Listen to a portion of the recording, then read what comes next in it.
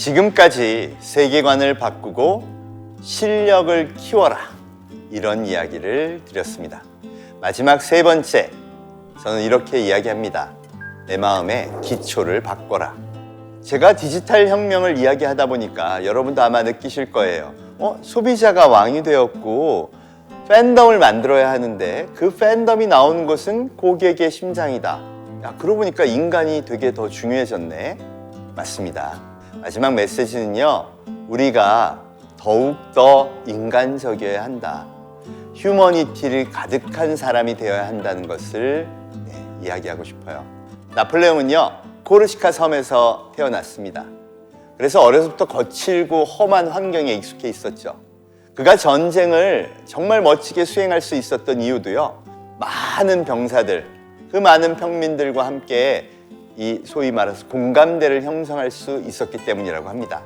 안타깝게 그가 나중에 실정을 하게 된 것도 바로 그 휴머니티가 사라지면서 전쟁을 너무 신봉하게 되면서 그 위치를 잃어버렸다고도 하죠. 인간에게 있어서 이 휴머니티, 인간다움은요, 본질이라고 저는 생각합니다. 사실 소비자가 왕이 된 이 시대에도 그래서 더욱 중요해진 게 바로 사람다워지는 것, 휴머니티를 갖게 되는 것이죠. 그래서 저는 이렇게 얘기합니다. 팬덤 경제 시대, 사람이 답이다. 실제로 팬덤 경제가 얼마나 확산되었는지 한번 보겠습니다. 세계 1위의 기업 애플은요, 8억 명의 유저가 있습니다. 그들은요, 전혀 다른 걸로 바꿀 생각이 없다고 해요. 그걸 보여주고 그 팬덤을 보여주는 단적인 사례가 바로 에어팟 프로라는 이어폰인데요. 에어팟 프로 32만 9천 원에 판매합니다. 할인도 없어요. 그런데 제조업 하시는 분들은 다 이구동성으로 얘기하지만 10,000원 이하의 원가입니다. 얼마나 많이 남을까? 한 개 팔면 30만 원이 남아요. 그런데 무려 2020년 20조 원 넘게 판매했어요. 그것도 매진 행렬이에요. 왜 그렇게 사냐고 물어봤더니 이런 얘기를 합니다. 저는요, 그걸 꼽는 순간 마음의 평화가 옵니다. 애플 유저들이 다 같이 하는 얘기죠. 나는 애플 패밀리예요. 그걸 꼽는 순간 내가 애플 유저임이 자랑스럽고 그래서 그렇게 인지되는 게 너무 좋아요. 그래서 기꺼이 그 엄청난 돈을 페이하는 것이죠. 왜 이 시대는 팬덤 경제로 접어들었을까요? 심리학자들은 이렇게 분석합니다. 이제 인류는 스마트폰 없이 생활하지 않아요. 무엇을 사거나 무엇을 보거나 끊임없이 그걸 검색하죠. 내가 어느 폰을 사야 될까? 나 이어폰 어떤 걸 사야 되지? 이렇게 고민이 많아집니다. 심지어는 밥 한 끼 먹을 때에도 검색하고 그로 인해서 고민이 많아지죠. 이걸 심리적으로 보면 무엇을 유발하느냐? 결정장애를 유발한다고 합니다. 그 결정장애를 해소하는 방법이 뭐냐? 내가 익숙한 것, 내가 좋아하는 것을 하나 딱 선택하는 거예요. 애플을 선택하고 나니까 내 마음에 평화가 와. 이제 됐어. 왜? 8억 명이 커뮤니티 내에서 다들 만족하니까. 이게 팬덤 경제가 확산되는 이유입니다. 테슬라도 마찬가지예요. 테슬라라는 전기차를 탁 타고 핸들을 잡고 오토파일럿을 걸어놓으면요, 뒤에 일론 머스크가 앉아있는 그런 느낌적인 느낌. 이 기업은요, 엔지니어링 기술은 그렇게 훌륭하지 못합니다. 단차도 못 맞춘대요. 여러 가지 에러가 있어요. 오토파일럿도요, 심지어 사고를 내서 사람을 죽이기도 합니다. 제가 오토파일럿 사고 난 다음에 이 테슬라를 모는 후배한테 이런 얘기를 했습니다. 야, 너희 소송 안 하냐? 그랬더니 이런 얘기를 해요. 형님, 인류의 위대한 도전에는 희생이 필요합니다. 아니, 이게 소비자의 태도는 아니죠? 맞아요. 이게 BTS의 아미 같은 팬덤의 태도입니다. 세계적으로 성공한 기업들은 이 팬덤을 창조하는 데 성공했다는 거죠. 아마존, 유튜브, 넷플릭스 전부 구독 경제를 만들었어요. 내가 돈을 내고 나 다 필요 없고 돈 많이 내더라도 여기서 살게. 이게 어떻게 가능할까요? 인류의 전체적인 변화가 반드시 필요했다는 겁니다. 이제 우리는 커뮤니티를 기반으로 리뷰를 보고 그 소비자들의 특성을 반영해서 그들이 동의하는 대로 몰려서 팬덤 경제를 만들어가고 있습니다. 그럼 진짜 필요한 게 뭐냐? 기술은 기술인데 마음을 사는 기술이 필요하다는 겁니다. 디지털 문명 시대니까 디지털 기술 필요해. 소프트웨어도 잘해야 되고요, 하드웨어도 잘해야 되고 여러 가지 인공지능 프로그래밍 다 잘해야 돼. 그런데 가장 근간에 뭘 깔아야 되느냐? 바로 사람이 좋아하는 기술을 깔아야 한다는 겁니다. 사람이 좋아하는 것의 출발점은요, 바로 휴머니티입니다. 여러분, 마음 가득 휴머니티가 가득해야 돼요. 이혜령 선생님은 이걸 뭐라고 했느냐? 공감 자본 시대라고 얘기합니다. 여러분, 나는 다른 소비자들과 어떻게 공감할 수 있을까요? 내 마음에 휴머니티가 가득할 때 그게 가능합니다. 휴머니티, 이게 여러분한테 지금 가장 필요한 자본이라고 생각하시면 돼요. 그럼 대한민국의 휴머니티는 과연 얼만큼 뛰어날까? 그 가치를 증명하는 게 바로 대한민국 컨텐츠들입니다. 여러분, 이상하지 않아요? 왜 87억 뷰가 우리나라 애기 방송에서 나올까요? 왜 사람들은 보람이를 보려고 할까요? 걔들은 심지어 뚜렷한 인지 능력도 없는데 말이죠. 왜 대한민국 웹툰을 보면 사람들이 열광할까요? 왜 대한민국 K-팝, BTS를 보고 열광할까요? 여기 축적된 인문학과 예술의 힘이 숨어있기 때문입니다. 전문가들이 이런 얘기를 합니다. 한국의 드라마를 보면 진짜 가슴이 뭉클하다고. 여러분, 대장금이 중동에서 시청률 80%를 올린 거 아세요? 그들이 전혀 다른 문명, 조선시대를 보면서 매우 감동을 합니다. 그 이유가 있더라고요. 과학적인 이유도 증거도 있습니다. 대한민국이 인간의 감정에 대해서 세계에서 가장 관심이 많은 나라예요. 그래서 심리학 관련 책이 우리나라에서 제일 많이 팔린다고도 하고요. 또 인간 감정을 표현하는 단어가 세계에서 제일 많기도 합니다. 여러분, 꿀꿀하다, 찝찝하다, 찜찜하다, 깨름칙하다, 번역도 안 돼요. 와, 또 인간 마음을 핥히는 욕도 세계에서 제일 많죠. 우리는 인간의 마음에 대한 관심이 그만큼 넓었던 겁니다. 그게 젊은 아이들은 없나요? 보세요. 신조어도 그렇게 만들어내요. 네, 냉, 넵, 넵넵, 뇌. 이 모든 것이 다 다르게 표현됩니다. 하나의 단어로 말이죠. 그만큼 우리는 어마어마한 그릇을 갖고 있어요. 인간의 마음과 공감할 수 있는. 이번에 아카데미 여우조연상을 받은 윤여정 배우가 보여준 게 대한민국 휴머니티의 저는 격이라고 생각합니다. 74세의 여배우가요, 당당하기도 하고요, 또 배려하기도 하고 겸손하기도 하고, 그 모든 것을 보여줘서 전 세계 20대가 와, 저 사람 너무 멋지다라는 열광을 만들어냈습니다. 여러분, 이 어른의 휴머니티가 아이들에게까지 다 잠재되어 있다는 거죠. 이걸 키우면 된다는 겁니다. 우리는 지금까지 스펙 경제를 살았어요. 숫자로 모든 걸 입증한다. 반에선 1등이어야 되고요. 또 점수는 높아야 돼요. 토익 점수다 뭐다. 이것만 있으면 전부 성공한다. 사실 시스템이 견고한 시대에는 이런 인재가 필요했어요. 그리고 그걸 통해서 우리는 굉장히 성공한 사회를 갖게 되었습니다. 대표적인 게 삼성전자죠. 삼성전자는 일본을 이긴다는 목표 하나로, 야, 똑같은 면적 내에 메모리 2배 넣어, 배터리 용량 2배 넣어, 화소수 2배 넣어. 그리고는 그걸 실현했어요. 일본을 이겼습니다. 여러분, 이게 필요했던 게 1등들이었어요. 그래서 사회 전체가 1등을 우대하고 좋은 학벌, 좋은 스펙을 우대했었던 겁니다. 그런데 지금 돌아볼까요? 우리보다 뒤처진 일본을 따라갈 필요는 없습니다.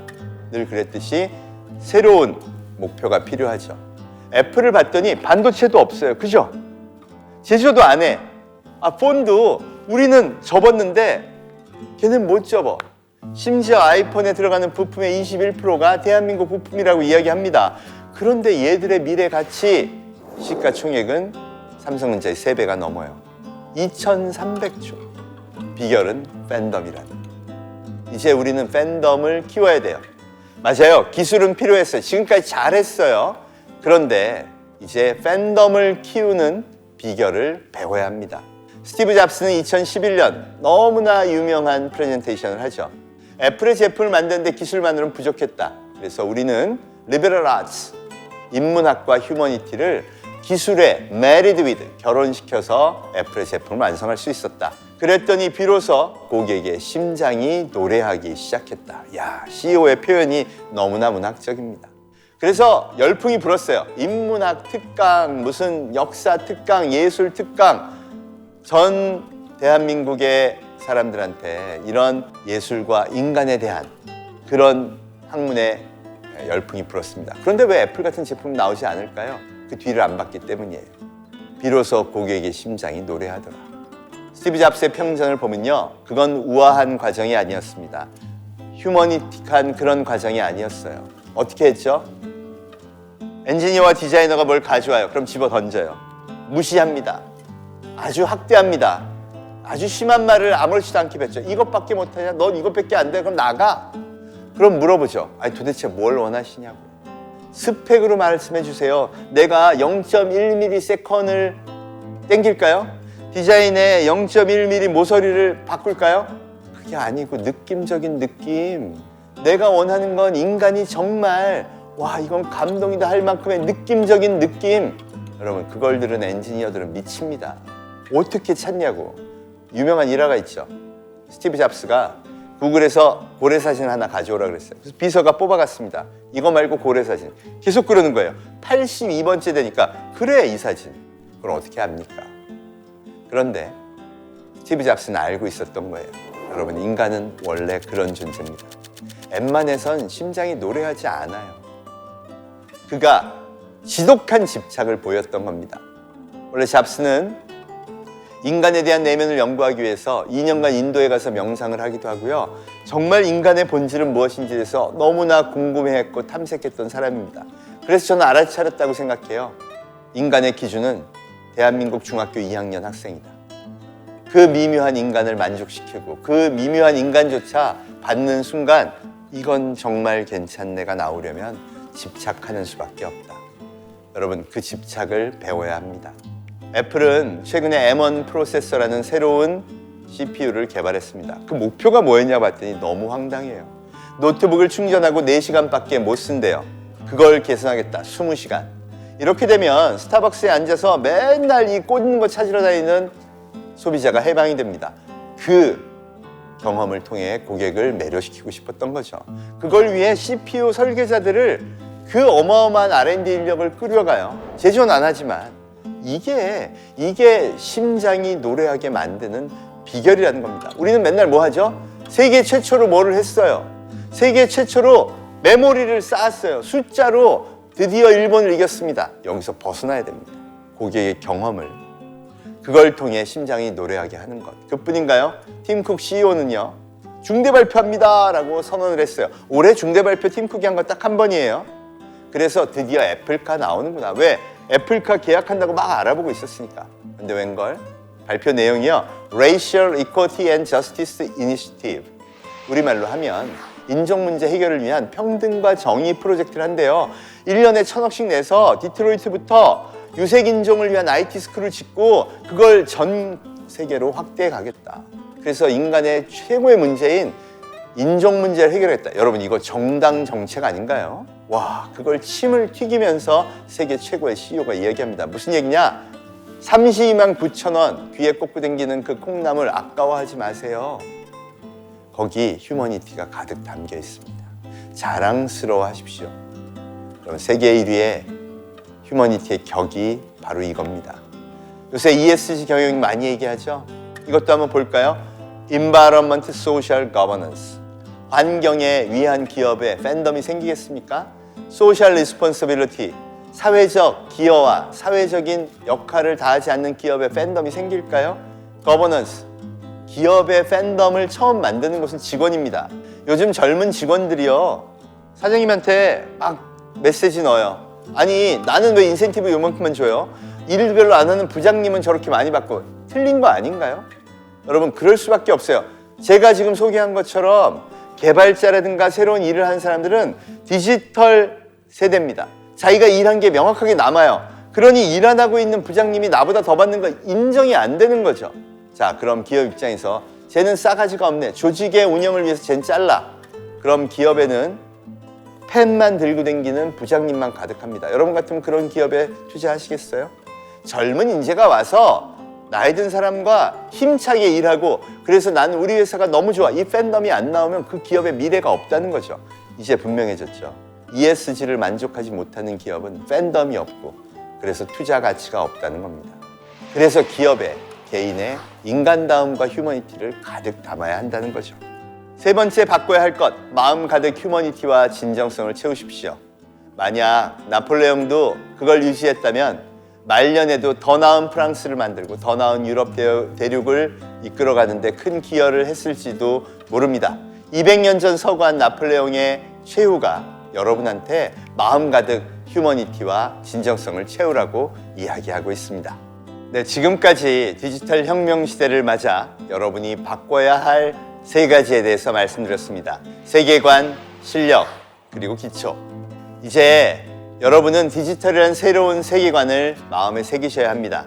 그리고 그걸 기반으로 실력을 키우셔야 하죠. 거기서 인맥을 맺고 거기서 학습하고, 그 실력의 기준은 소비자의 심장을 울리는 팬덤을 만드는 것이 되어야 합니다.